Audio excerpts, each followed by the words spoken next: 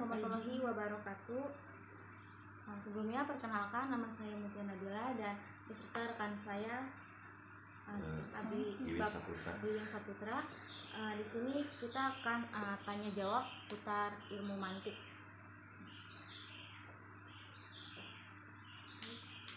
Oke, baik. Langsung saja ke pertanyaan.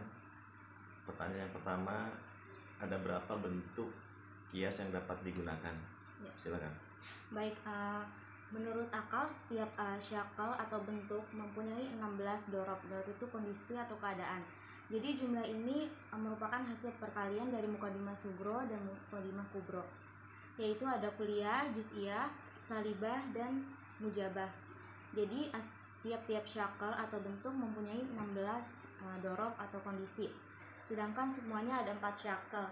Jadi keseluruhannya itu 16 dorob dikali 4 syakal sama dengan 64 dorob atau kondisi yang akan terjadi. Jadi jumlah tersebut tidak semuanya mengeluarkan natijah yang sahih atau benar. Syakal yang bisa mengeluarkan natijah yang sahih itu ya syakal yang memenuhi syarat dan dipandang dari segi kualitas dan kuantitasnya. Jadi seperti itu, Bi. Oke, baik. Selanjutnya pertanyaan yang kedua, syarat-syarat syakal pertama dapat mengeluarkan natijah dan sahih. Silakan. Ya, baik. Untuk syakal yang pertama, syaratnya yaitu ada kuliah mujabah pada mukadimah sugronya. Kuliah mujabah itu kalimat yang bersifat umum dan positif di mukadimah sugronya, pembukaan awalnya. Dan kuliah mujabah pada mukadimah kubro atau kalimat keduanya.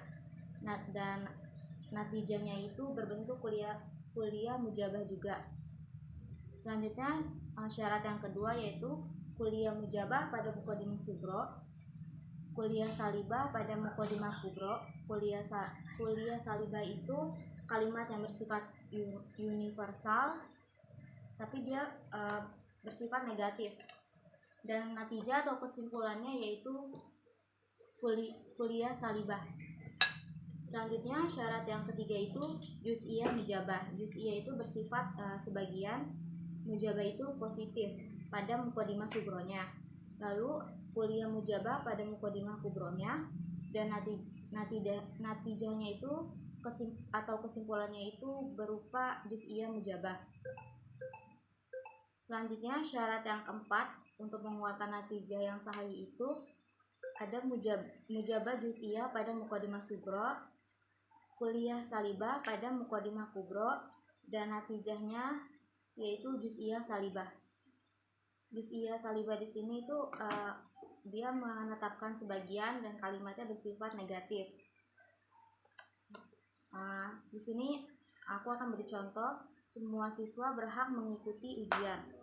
Di sini termasuk mukadimah sugro dan bentuk kalimat kuliah mujabah, menyeluruh dan bersifat positif. Selanjutnya, semua yang berhak mengikuti ujian wajib membayar uang SPP. Nah, pada mukadimah kubronya di sini yaitu kuliah mujabah juga. Selanjutnya natijahnya atau kesimpulan yang dapat diambilnya yaitu semua mahasiswa wajib membayar uang SPP. Dan di sini juga kalimatnya berbentuk kuliah mujabah juga. Jadi seperti itu, Bu. Oke, baik. Selanjutnya masuk ke pertanyaan yang ketiga. Syakal keduanya dapat mengeluarkan natijah yang sahih. Oke. Silakan.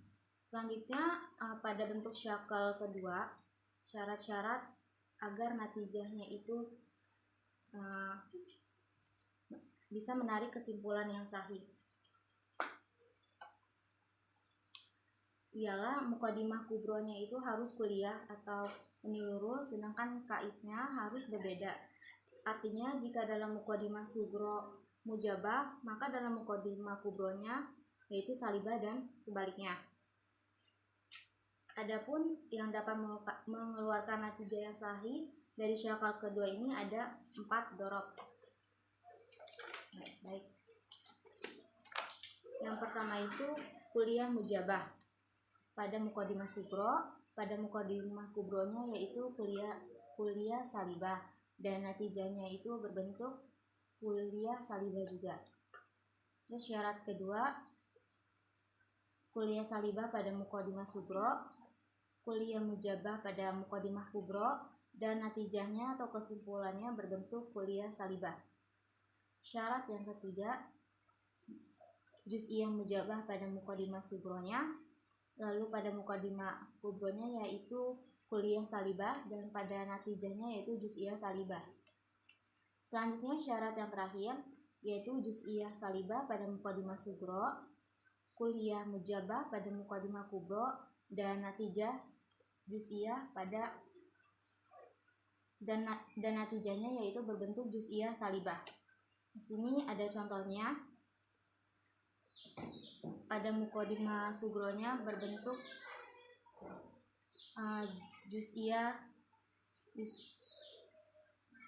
kuliah juz'iyah. Sebagian anggota PBB bukan negara maju. Setiap negara industri adalah negara maju. Jadi kesimpulannya, sebagian anggota PBB bukan negara industri.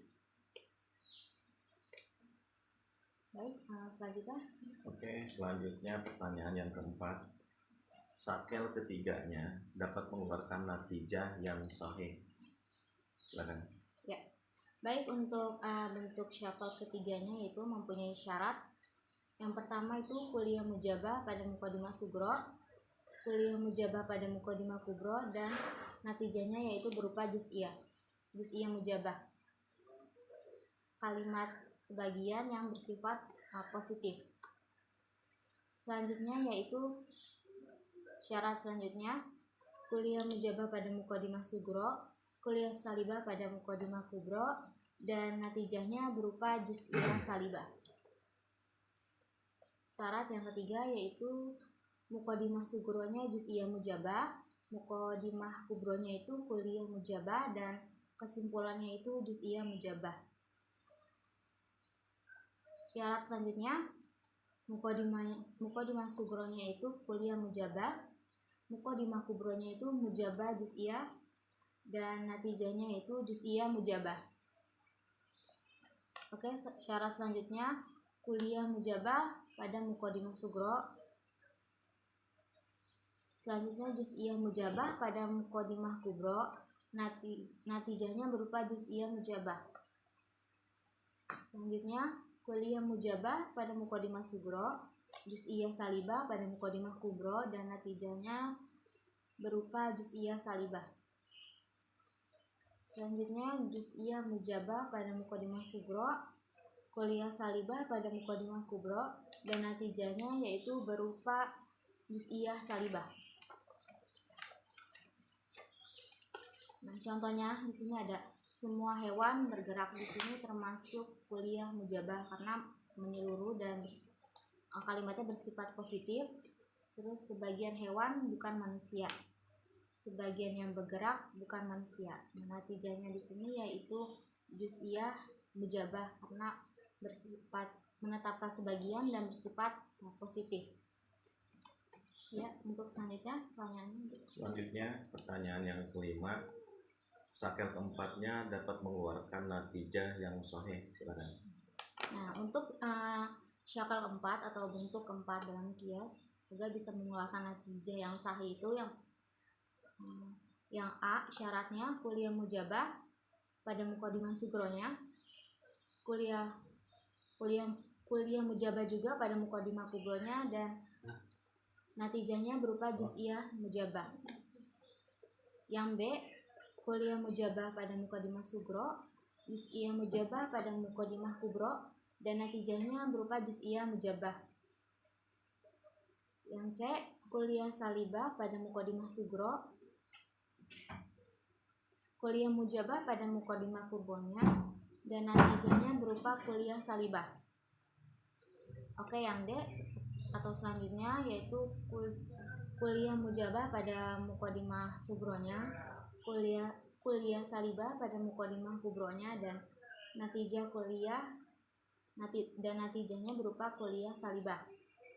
Yang E, juz'iyah mujabah pada mukodimah sugro, kuliah salibah pada muqaddimah kubro dan natijahnya yaitu kuliah salibah. Contohnya di sini tidak satupun hewan itu merupakan tumbuh-tumbuhan. Semua manusia adalah hewan. Tidak satupun tumbuh-tumbuhan merupakan manusia. Oke, selanjutnya pertanyaan yang keenam. Apa yang dimaksud dengan kekeliruan dalam kias? Baik, kekeliruan dalam kias itu ada dua. Yang pertama itu kekeliruan yang tidak disengaja. Jadi di sini seseorang yang dalam proses pemikirannya itu bisa mendatangkan kekeliruan. Karenanya dapat menyimpulkan kodiah-kodiah dengan tanpa merasa ia terjatuh dalam kekeliruan yang merusak natijah yang ia capai. Nah, di sini termasuk kekeliruan yang tidak disengaja karena proses pemikiran seseorang.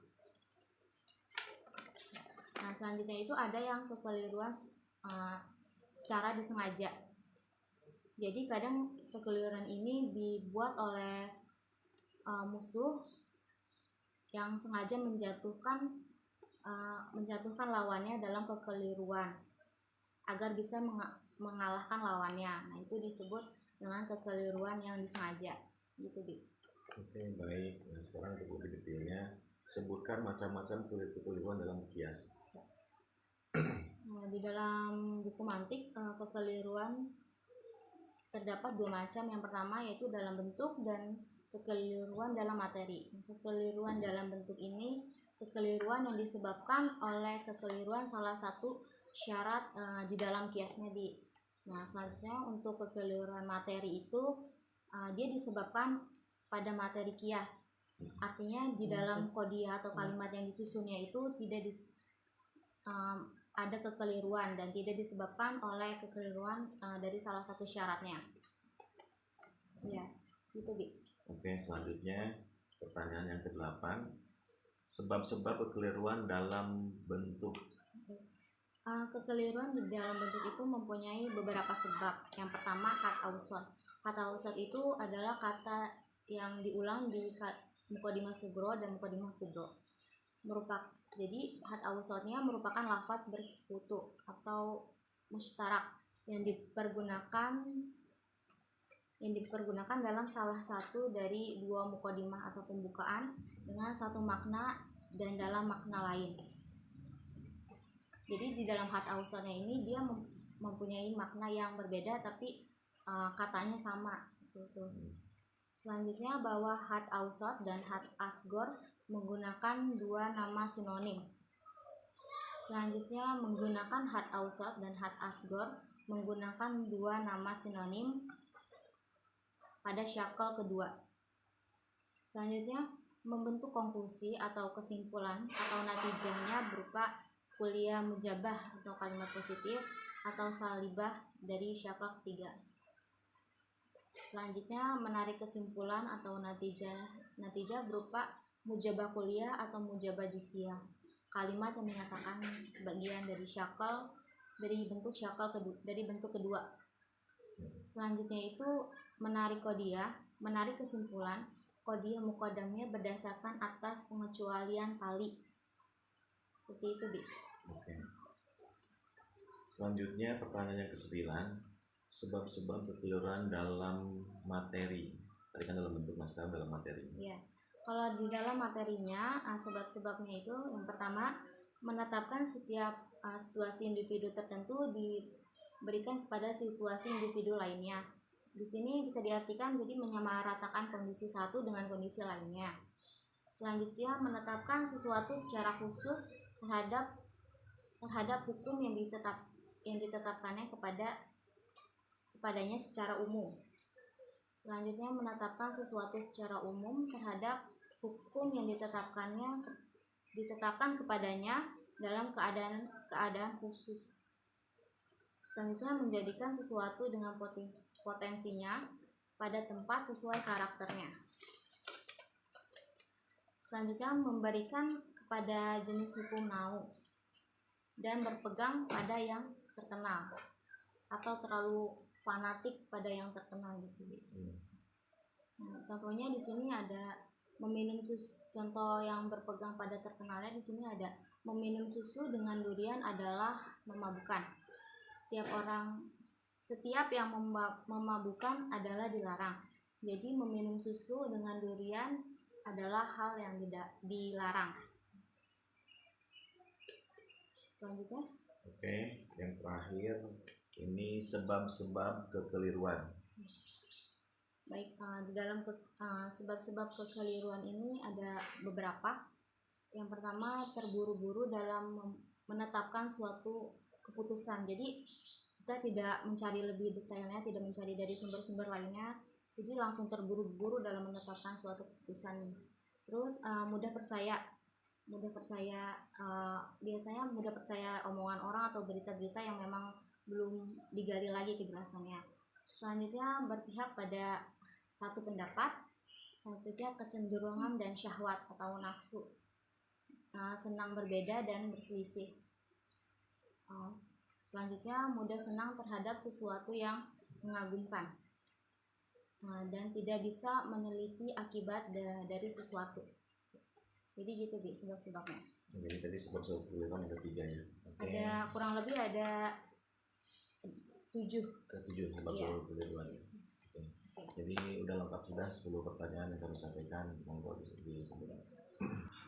Bismillahirrahmanirrahim. Assalamualaikum warahmatullahi wabarakatuh. Nama saya Yuin Saputra, mahasiswa Al-Ajiz semester 3. Kami sedang diskusi berkaitan dengan ilmu mantik dengan materi tentang istidlal. Di sini saya akan menjawab 10 pertanyaan yang berkaitan dengan istidlal. Silakan kepada Kak Mutia untuk memberikan pertanyaan. Ya, baik. Di sini saya akan melontarkan 10 pertanyaan kepada Bi Wiwin. Yang pertama, apa itu istidlal, Bi? Oke, baik. Istidlal adalah sesuatu dalil yang dapat dipakai untuk membangun argumentasi yang menyampaikan kita kepada sebuah kesimpulan. Jadi itulah makna daripada istidlal itu sendiri. Silakan selanjutnya.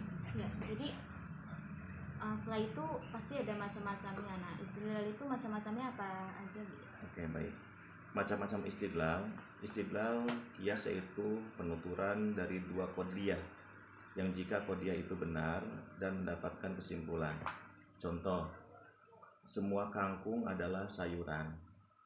Sebagian sayuran segar, sebagian kangkung segar. Istidlal istinbati yaitu penuturan yang berdasarkan fakta-fakta yang diteliti sehingga dapat ditarik kesimpulan secara umum. Contoh, semua kelas 12 IPA B mengunyah makanan dengan menggunakan gigi geraham. Itu contoh-contoh daripada istidlal. Baik. Silakan selanjutnya. Nah, untuk yang ketiga ini ada berapa materi di dalam kias ini? Ada 6, Kak. 6 itu apa aja, Bi? Oke, baik. 6 dan sebutkan satu-satu tentang materi kias. Yang 6 itu adalah muqaddimah sughra, yaitu kalimat yang memuat had asghar. Yang kedua muqaddimah kubra, yaitu kalimat yang membuat had akbar. Yang ketiga had ausat, yaitu kata yang diulang-ulang yang ada di 2 muqaddimah. Yang keempat had akbar, yaitu kata yang berfungsi sebagai mahmul di dalam natijah. Yang keenam natijah atau kesimpulan, yaitu kalimat yang membuat had asghar dan had akbar. Oke, selanjutnya Kak. Selanjutnya, metode apa aja nih yang dapat digunakan untuk menganalisa masalah dalam istidlal? Baik, masalah-masalah dalam istidlal ada beberapa macam. Yang pertama istihad, yang kedua maslahatul mursalah, yang ketiga istihan, yang keempat saduj zaro, yang keenam udah cukup 4 itu jawabannya. Jadi hanya 4 ya, Bi? Betul. Selanjutnya itu yang dimaksud istihab itu tadi apa, Bi? Oke. Istihab berasal dari kata suhbah, artinya menemani atau menyertai. Nah, selanjutnya yang tadi maslahatul mursalah itu pengertiannya? Maslahatul mursalah. Kata maslahatul mursalah tersusun dari 2 kata, yaitu al-maslahatul dan al-mursalah. yang bentuk masdarnya keberesan, kemaslahatan, yaitu sesuai dengan mendatangkan kebaikan. Selanjutnya metode yang ketiga itu yang istihan itu. Oke. Untuk istihan dari asal kata istihan artinya mencari kebaikan atau mencari yang lebih baik. Untuk yang sadus zara itu boleh dijelaskan? Nah, untuk sadus jaro artinya media atau jalan dalam bahasa syariat jariyah, berarti apa yang menjadi media atau jalan kepada yang diharamkan atau yang dihalalkan. Dan kata syadu artinya mencegah atau menyumbat jalan. Ya, pertanyaan yang 10 nih, Bi. Yeah. Metode penetapan dalil dalam istidlal menurut para ulama dibagi menjadi berapa, Bi? Jadi dibagi menjadi dua. Yang pertama adalah istidlal istifra, yang kedua adalah istidlal qiyas. Jadi itu 10 pertanyaan dan jawaban yang berkaitan dengan istidlal. Terima kasih. Oke, terima kasih. Itulah dari kelompok kami. Saya sempurnakan. Azawallahu yar'ana wa yafatna walhamdulillahirabbil alamin. Wassalamualaikum warahmatullahi wabarakatuh.